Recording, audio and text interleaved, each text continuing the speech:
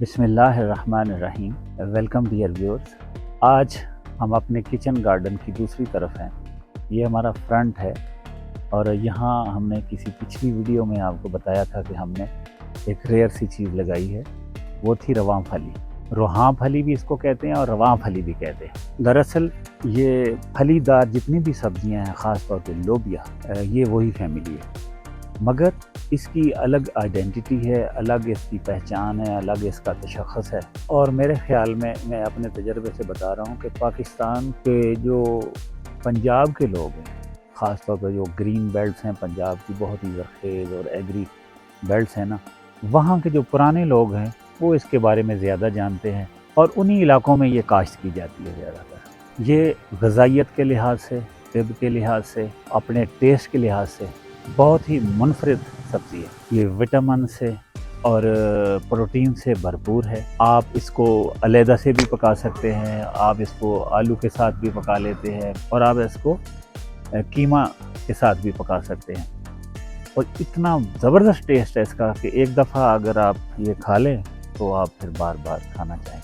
और क्योंकि इसमें ये इसका छिलका भी साथ होता है, जो नरम होती हैं, तकरीबन ये जो इसका साइज़ है ये नरम है, इसको आप काट के छिलके के साथ काट के भी ये पक जाती है, इसीलिए ये हाज़म भी होती है और ताकतवर भी होती है। और छिलका हमेशा, इसके बारे में जितने भी लोग इस फील्ड को समझते हैं, छिलका जो है इसको फेंकना नहीं चाहिए। इसमें बहुत ही प्रोटीन्स होते हैं, बहुत ही विटामिन होते हैं, बहुत ही ताकत वाली चीज़ है। जो इससे ऊपर थोड़ी सी आ जाती है, उसमें दाने इस तरह अगर पड़ जाते हैं, ये छिलका जो है ये थोड़ा सख्त हो जाता है स्टेज पे आके। यहाँ आके फिर आपने इसके दाने निकाल के इस्तेमाल करने हैं, छिलका इस्तेमाल नहीं करना है। छिलका आप ज़्यादा से ज़्यादा इस स्टेज पे इस्तेमाल कर सकते हैं। इसके फूल आपने देखे होंगे, अगर फोकस करके कैमरा मैन दिखाएं तो लाइट पर्पल से इसके फूल हैं, बहुत ही प्यारी लुक देते हैं। ये देखिए आप। अच्छा, इसके बारे में मैं आपको बताता चलूं कि इसको को बहुत ज़्यादा ज़रख़ेज़ ज़मीन नहीं चाहिए, बल्कि आप इसको अगर ज़्यादा ज़रख़ेज़ ज़मीन में लगाएंगे तो ये फिर इसका पत्ता और ये इसकी बेल जो है वो बहुत लश ग्रीन होगी, फैलती चली जाएगी, मगर फल कम लेगी। और इसको कदरे कम ज़रख़ेज़ ज़मीन में अगर लगाएं तो ये ज़्यादा फल लेती है। तो ये तो फिर उन लोगों के लिए बड़ी आइडियल है जिनकी ज़मीन को बहुत ज़्यादा ज़रख़ेज़ नहीं है, ख़ास तौर पे किचन गार्डनिंग में। और जितनी भी दूसरी बेलदार सब्जियां हैं उन्हीं की तरह ये भी ऊपर को किसी भी दीवार पे, रस्सी पे, बांस पे या बाड़ वगैरह, जैसे ये मैंने अपनी बाड़ पे इसको चढ़ाया हुआ है, यहाँ ये बहुत खुश रहती है हवादार माहौल में। इसकी रवां फली की जो काश्त है या इसकी बवाई का जो मौका है वो वही फरवरी और मार्च है। अगर आप लेट हों तो ज़्यादा से ज़्यादा आप इसको 15 अप्रैल तक भी काश्त कर सकते हैं। जहाँ तक इसकी काश्त का ताल्लुक है, अगर आप इसको कमर्शियली लगा रहे हैं, जैसे ज़मीन के बड़े टुकड़े आपके पास है, आपने किसी एकड़ में या एक विगे में लगानी है, 4 कनाल है या 8 कनाल जगह है, तो फिर लोग इसके लिए बराबर फासले पे 8 से 10 खेलियाँ ही एकड़ डालते हैं और ये खेली के दोनों तरफ लगती है और अपने इर्द गिर्द फैल जाती है।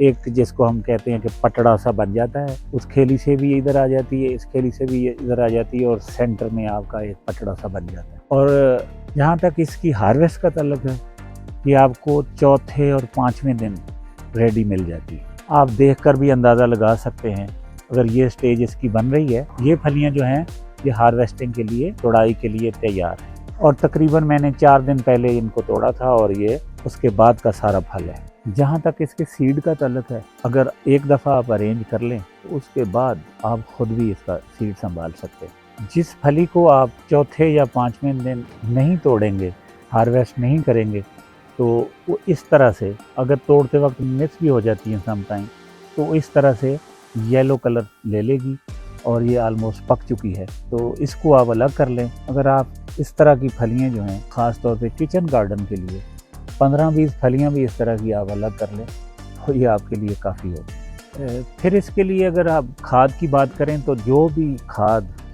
जैसे कैन वगैरह है, वो अगर इसको डाल दें वो फल के लिए बेहतर होती है। इब्तदाई स्टेज पे अगर थोड़ी सी यूरिया खाद इस्तेमाल कर लें, अव्वल तो ऑर्गेनिक पे अगर इसको रखें, ख़ास तौर पे किचन गार्डन में, तो वो ही काफ़ी है इसके लिए।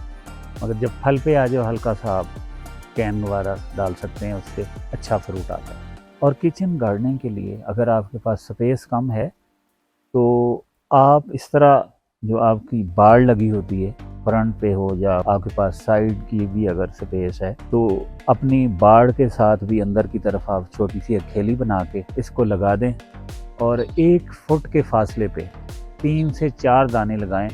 और दाने लगाते वक्त आप यूँ समझें कि आपने ये इससे ज़्यादा गहरे नहीं लगाने, 3 से 4 दाने पकड़ें और उनको इस तरह ज़मीन में आप फिक्स करें कि इससे ज़्यादा वो नीचे न जाए। तो 1-1 फुट का फासला रखें। ये इसका बिल्कुल सिंपल सा इसको काश्त करने का तरीका है। तो अगर आपके पास इस तरह बाड़ है तो इसको बाड़ के साथ आप लगा सकते हैं। और आप देख रहे हैं कि ये कितनी ज़बरदस्त फली फूली हुई है। और ये जैसे ही इसका सीज़न ख़त्म होगा हम इसको आराम से पीछे से काटेंगे और खींच के इसको अलग कर देंगे और अपनी बाड़ को फिर से आप कटिंग वगैरह करके फिर से एंजॉय करेंगे। इस वक्त ये बाड़ के ऊपर एक बाड़ बनी हुई है और हमें फूल भी दिखा रही है, हमें फल भी दे रही है और बहुत ही प्यारी लुक भी दे रही है। ये अगर मैं इस एंगल से आपको दिखाऊं तो ये देख सकते हैं आप कि ये मेरे उल्टे अशोक के 3 पौधे लगे हुए हैं। ये साइड पे हैं, ये इनको कोई इसका इम्पैक्ट नहीं है, बेहतरीन है, इनको धूप मिल रही है साइड से और ये पौधे अलग हैं। इनकी अपनी एक खूबसूरती है, फ्रंट के लिए बहुत ज़बरदस्त पौधा है, मगर ये जो फासला है दरमियान में इसकी वजह से वो अपनी जगह खुश है और ये अपनी जगह खुश है। चंद पौधे मैंने यहाँ भी लगा दिए थे और यहाँ भी ये दीवार की तरफ काफ़ी फैल चुकी है और 10 से 12 पौधे मैंने इस तरफ लगाए थे। और ये आप देख रहे हैं कि पूरी क्यारी जो है बिल्कुल लश ग्रीन है इसकी वजह से और बेहतरीन फ्रूट नज़र आ रहा है। हमने ये हार्वेस्ट इसकी जो रोकी थी इस वीडियो के लिए, जैसे ही ये वीडियो मुकम्मल हो जाएगी तो मैं अपने मुलाजिम से कहूँगा कि इसको आज ही हार्वेस्ट कर ले। जितनी भी बेलदार सब्जियां हैं ना, ये हमेशा इनके करीब जो भी ऊंची जगह होती है उस तरफ अट्रैक्ट होती है।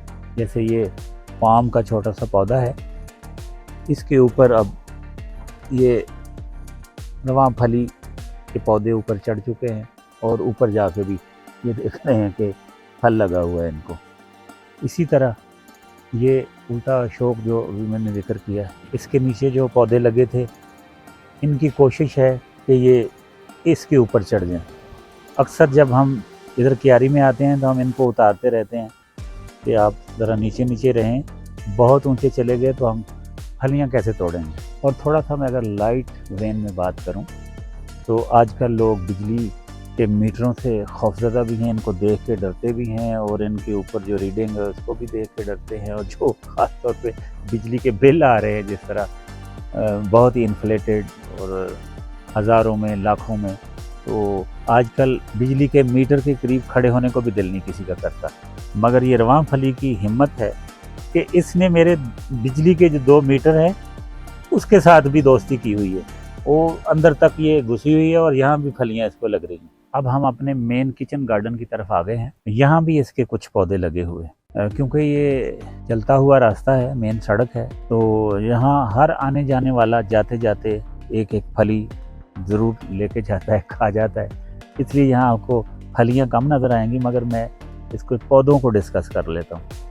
तो फ्लैट ज़मीन पे इस तरह भी ये लगाई जा सकती है। और यहाँ वो लेमन का पौधा है, कोशिश इनकी यही होती है ये ऊपर चढ़े, उसको भी हम उतारते रहते हैं कि हमारा लेमन ख़राब ना हो। साथ ही हमारे ये बैंगन के पौधे हैं और यहाँ भी इनकी प्रेजेंस है। इससे पहले मैंने आपको 2 तरह के जो इसकी सेटिंग्स हैं वो दिखाई हैं। एक तो मैंने अपनी जो फ्रंट पे बाड़ है उस पर चढ़ाई हुई है रवां फली, दूसरा मैंने लेमन के साथ जो लगाई फ्लैट है, और तीसरा ये एक स्ट्रक्चर है मेरे पास। और ये स्ट्रक्चर हमने बांस वगैरह और कुछ दूसरी सोटियाँ वगैरह इसकी भी लेके उनके साथ बनाया हुआ है। पहले हमने इस पे कद्दू और करेले एंजॉय किए हैं, यहाँ कुछ रवां फली के दाने लगा दिए थे, तो इनको जैसे ही स्पेस मिली है इन्होंने अपनी जगह बना ली। और आप देख रहे हैं कि यहाँ बहुत ही अच्छी फ्रूटिंग है और इसकी सेहत भी बहुत अच्छी है। और ये एरिया जो है कदरे हमारा ज़्यादा ज़रखेज़ भी है। इसके साथ जो कुछ पीले फूल आपको नज़र आ रहे हैं, पिछली वीडियो में मैंने डिस्कस किया, ये घिया तोरी के फूल हैं। रवां फली के ये फूल और फल आप पहले भी देख चुके हैं, मैं फिर एक दफ़ा आपको दिखा देता हूँ, वो ये वाले। तो रवां फली जितनी मैंने डिटेल से आपके साथ चीज़ें डिस्कस की हैं, आपको काफ़ी इसके बारे में अब नॉलेज हो गया होगा। ये बहुत ही वैल्यूएबल एक सब्ज़ी है, और जो पाकिस्तान में मुख्तलिफ़ दालें उगाई जाती हैं, ख़ास तौर पे जो लोबिया फली है, ये वो फैमिली है। और दालों के बारे में कहा जाता है कि इसमें जितने विटामिन्स हैं और जितने प्रोटीन्स हैं, ये गरीब का गोश्त है। जो बंदा गोश्त लेके नहीं खा सकता, वो अगर दाल भी अफोर्ड कर सकता है। वैसे तो अब दाल भी गरीब की रीच से बाहर निकल रही है। तो ये 2-3 सेटिंग देखने के बाद आपके पास जिस तरह की स्पेस अवेलेबल है, आप उसके मुताबिक फ़ैसला कर सकते हैं कि आपने इसको कहाँ काश्त करना है। उम्मीद है आपको रवां फली के बारे में काफ़ी इन्फॉर्मेशन मिली होगी। इसी के साथ मैं आपसे इजाज़त चाहूँगा। अल्लाह निगहबान।